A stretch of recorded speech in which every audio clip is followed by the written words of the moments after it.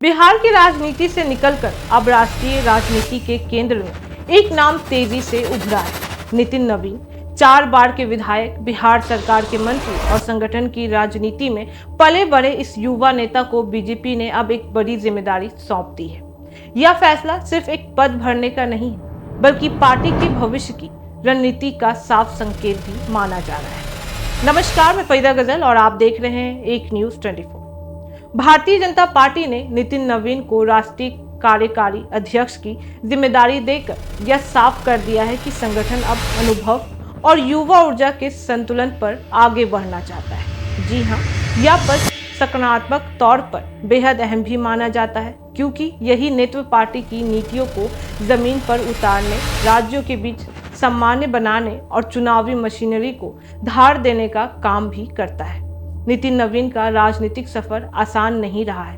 बता दें कि उन्होंने छात्र राजनीति से शुरुआत की और धीरे धीरे संगठन के भीतर अपनी पहचान भी बनाई है। पटना के बांकीपुर क्षेत्र से लगातार 4 बार विधायक चुने जाने पर इस बात का सबूत है कि वे सिर्फ पार्टी के नेता नहीं, बल्कि जमीनी राजनीति को समझने वाले जनप्रतिनिधि भी हैं। शहर और मध्यम वर्गीय इलाकों में उनकी पकड़ ने उन्हें बिहार बीजेपी का एक भरोसेमंद चेहरा भी बना के रख दिया।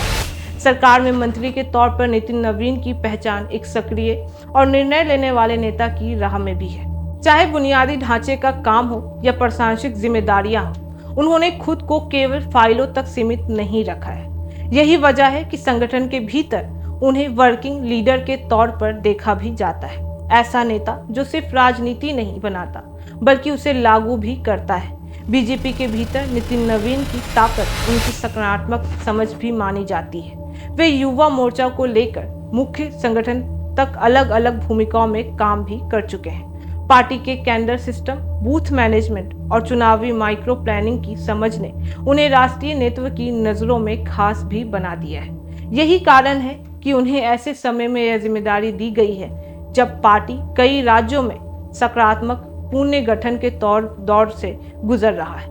राजनीतिक विशेषज्ञ मानते हैं कि नितिन नवीन की नियुक्ति के कई सियासी संदेश भी हैं। पहला, बीजेपी अब क्षेत्रीय नेताओं को राष्ट्रीय मंच पर आगे लाने की रणनीति पर काम भी कर रहा है। और दूसरा, बिहार जैसे अहम राज्य से आने वाले नेतृत्व पार्टी की राष्ट्रीय राजनीति में बड़ी भूमिका भी निभाएगा।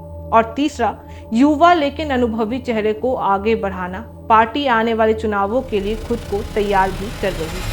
नितिन नवीन के सामने चुनौती भी कम नहीं है। राष्ट्रीय कार्यकारी अध्यक्ष के तौर पर उन्हें अलग अलग राज्यों की राजनीतिक परिस्थितियों, संगठनात्मक मतभेदों और चुनावी दबावों के बीच संतुलन बनाना ही होगा। इसके साथ ही पार्टी के भीतर युवा कार्यकर्ताओं और वरिष्ठ नेताओं के बीच सेतु की भूमिका भी निभानी होगी। कुल मिलाकर देखें तो नितिन नवीन की यह नियुक्ति सिर्फ उनकी व्यक्तिगत सफलता नहीं है, बल्कि यह बीजेपी की बदलती रणनीति का प्रतिबंध भी है। यह संकेत है कि पार्टी अब भविष्य की राजनीति के लिए नए नेतृत्व को तैयार भी कर रही है। ऐसा नेतृत्व जो जमीन से जुड़ा हो, संगठन को समझाता हो और राष्ट्रीय मंच पर पार्टी की विचारधारा को मजबूती से आगे बढ़ा भी सके।